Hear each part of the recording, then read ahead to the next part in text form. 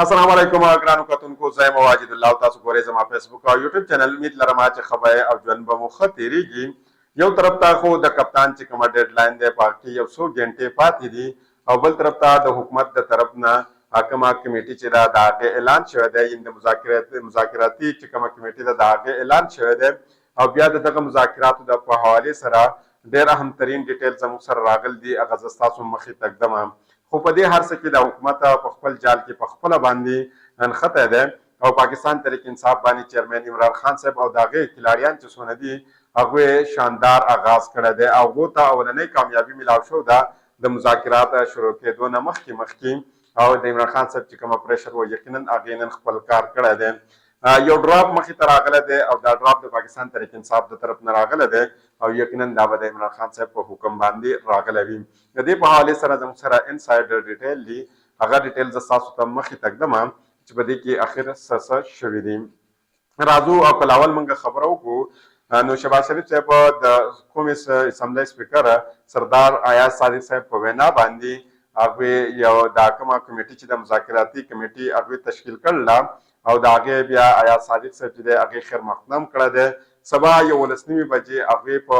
قومي اسمبلی په چې د کومه د سپیکر چمبر دی په هغې کې دا اجلاس راغوښتی دی، او په دغه اجلاس کې به د پاکستان تحریک انصاف وفد او دا کمیټۍ دا څونه ممبران چې دي دوی به ملاقات کوي، بیا به مذاکرات کوي، او پاکستان تحریک انصاف د سردار ایاز صادق دا کومه دعوت چې دی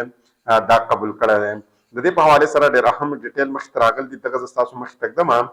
پاکستان تحریک انصاف یعنې پی ټي آی سپیکر قومي اسمبلی سردار ایاز صادق ملاقات دعوت قبول کړی دی. هغې ویلي چې زموږ مذاکراتي کمیټې ملاقات دپاره به ځي. ملاقات کې پیشرفت په حوالې سره به باندې پی ټي آی عمران خان صاحب آګاه کیږي. شیخ وقاص اکرم وینا دا وه چې سیول نافرمانۍ دا تحریک چې کومه دی دا مؤخر کولو یا د منسوخ کولو فیصله چې کومه ده دا صرف او صرف عمران خان صاحب کولی شي. هغې ویلي چې امید دی چې سبا به حکومتي چې کومه کمیټې ده هغه به هغې به دا سنجیده مظاهره کوي، او باندې پی ټي آی به د مستقبل چې څومره زموږ حکمت عملي وي د هغې نه به هغوی آګاه کوو. په دې هر څه کې که موږ وګورو نن عمران خان صاحب او بریسټر صاحب ته ډېر اهم ټاسک ورکړی دی، او یقینا که په دې ټاسک کې دوی کامیاب شو نو دا د پاکستان تحریک انصاف د ټولو نه لویه کامیابي ده. او هغوی ته دا ټاسک ورکړی چې د اپوزیشن څومره لیډران دي دا ټول لیډران کومه دي دا را یو ځای کوي او دا متحد کوي، نو د هغې نه بعد چې کومه د حکومت لپاره به مسایل جوړ شي. باندې پی ټي آی عمران خان صاحب ترجمان کې په حکومت بریسټر صاحب اپوزیشن جماعتونو د متحد کولو لپاره هغوی ته یو اهم ټاسک ورکړی دی. ذرایع مطابق حکومت غیر جمهوري اقدامات خلاف اپوزیشن متحد کولو لپاره دوی دا کار به کوي. عمران خان صاحب په هدایت باندې بریسټر صاحب اپوزیشن جماعتونو د ډېرو رهنماګانو سره ټلیفونیک رابطه هم کړله. ذرایع دا هم ویلي چې وزیر اعلی هاوس کې اپوزیشن جماعتونو اهم بیٹک چې کومه دی په راتلونکي هفته کې به متوقع وي، او وزیر اعلی کې پی د جی ډي اے رهنما پیر پګاره او ذوالفقار مرزا سره په راتلونکي هفته کې هم ملاقات کوي. ذرایع وینا دا هم ده چې جماعت اسلامي او جے یو آی سمیت چې څومره پارټیانې دي د هغې سربراهان به هم په اعتماد کې اخیستلی کېږي. وایي دا خبره یاد ساتل پکار دی چې یو څو ورځې مخکې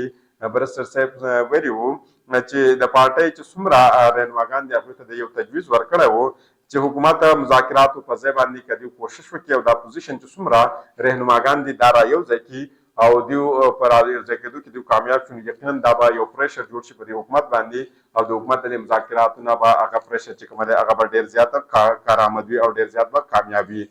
پی ټي آی د حکومت د مذاکراتو لپاره یو مطالبات چې کومه دی هغه ډراپ هغوی تیار کړی دی.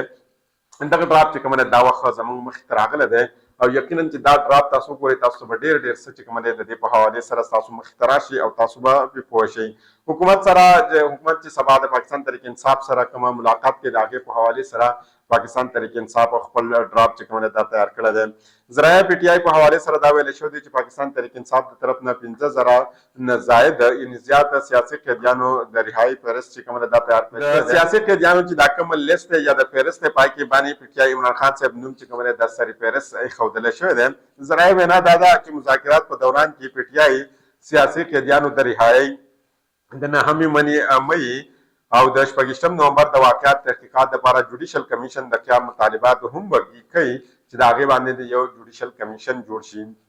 دا کومه ډراپ چې دوی تیار کړی دی د هغې مطابق جوډیشل کمیشن سپریم کورټ 3 انتهایی همترین چې کومه سینیر ججان دي په هغې باندې مشتمل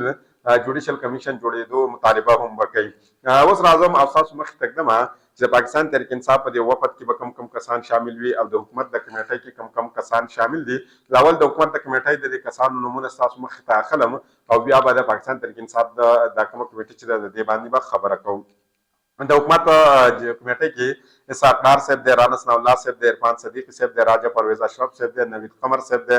خالد محمود صدیقی صاحب دی، علیم خان دی، چودھری صالح دی او خالد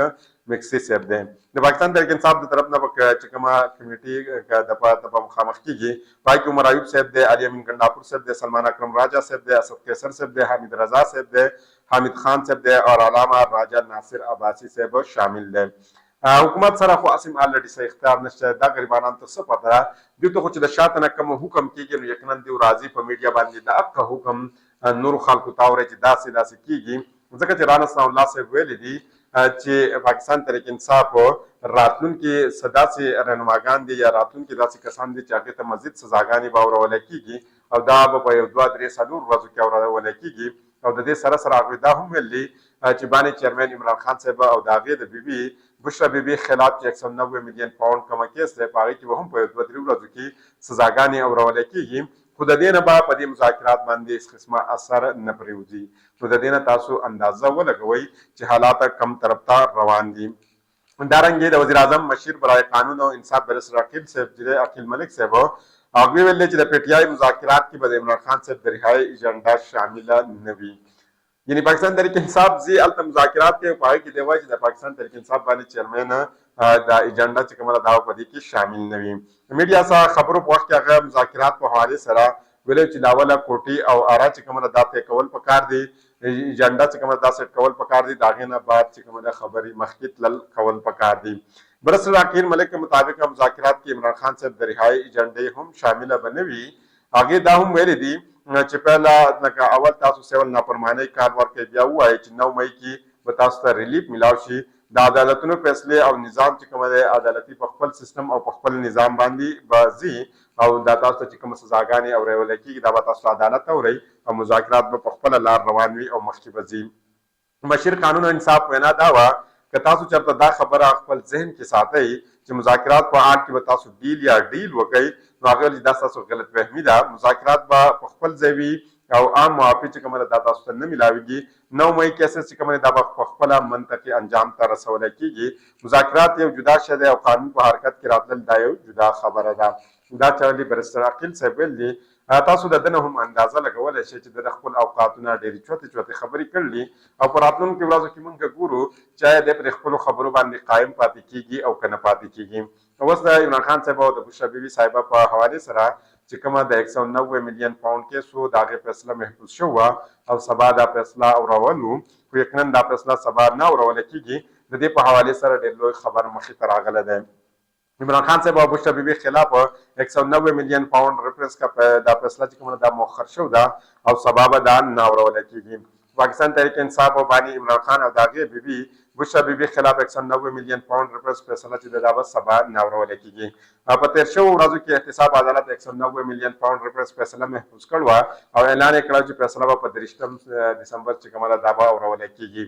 اوس د ذرایع بینا دا چې بانی عمران خان او د هغې بیبي بشرا بیبي خلاف 190 میلیون پاونډ ریفرنس فیصله به سبا نه اورولی کېږي. ذرایع مطابق 190 میلیون پاونډ ریفرنس سماعت به سبا په اډیاله جیل په ځای باندې په احتساب عدالت اسلام آباد کې وي. یعنې د دې دا لوکیشن چې کومه دی دا هم بدل کړی دی. که چېرته دا په اډیاله جیل کې وی نو د دې سچویشن به بدل وي ځکه چېرته به عمران خان صاحب هم موجود وی او بشرا بیبي صاحبه به هم هلته موجود وی. د ذرایع بینا دا هم ده چې عدالتي عملې د طرف نه پی ټي آی وکیلات چې کومه دا هم آګاه کړی شوي دي او احتساب عدالت اسلام آباد چې کومه دی په هغې کې 190 میلیون پاونډ ریفرنس په فیصلې باندې به نوی تاریخ ورکولی کېږي. ان د 23 په ځای باندې به اوس یو نوی تاریخ ورکولی کېږي. او د ذرایع دا هم وینا ده چې 190 میلیون پاونډ ریفرنس کې د فیصلې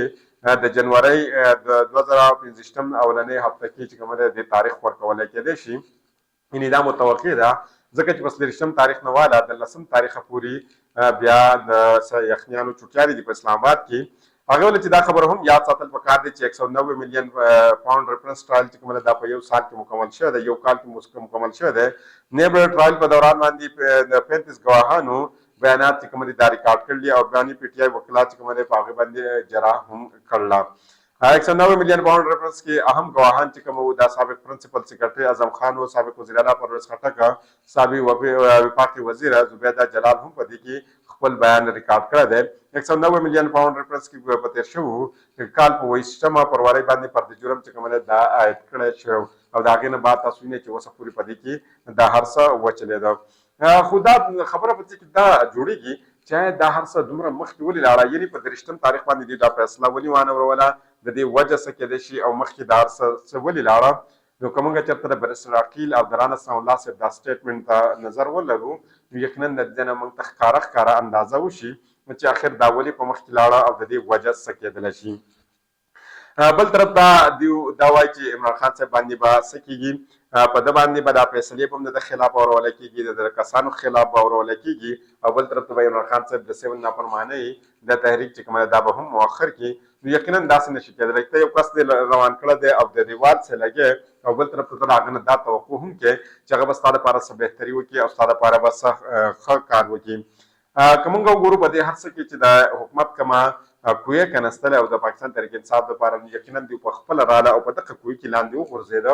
ځکه چې د دوی دا خواهش و چې د 190 ملین پاؤنड کیس به عمران خان صاحب خلاف واورول شي بیا به دا مزید شپږ میاشتې چلیږي او د هغې نه مزید به د دوی د حالات چې کوم دي دا به د مقتدره سره بهتره شي او د هغې نه بعد به دوی بیا راچوت شي او په مخکې به لاړ شي خو یقینا د دوی چې کومه هغه سوچ و دوی چې کومه سوچ لاره یا څه کول یقینا هغه خراب شو او دوی چې دا مذاکرات شروع کړل دي دا د خپلې مرضۍ باندې نه دي او نه دوی په دې کې دومره زیاده سنجیده دي بلکې دا دوی صرف او صرف د مقتدره په مرضۍ باندې شروع کړل دي او دا هغوی چې دوی ته څه حکم وي یقینا دوی به صرف او صرف هغه کار کوي د هغې نه علاوه دوی بل کار نشي کولی کوشش کوم په راتلونکي ویډیو کې مزید ډیټیل ستاسو مخې ته کړم د بلې ویډیو پورې ماته اجازت راکړئ د الله په امان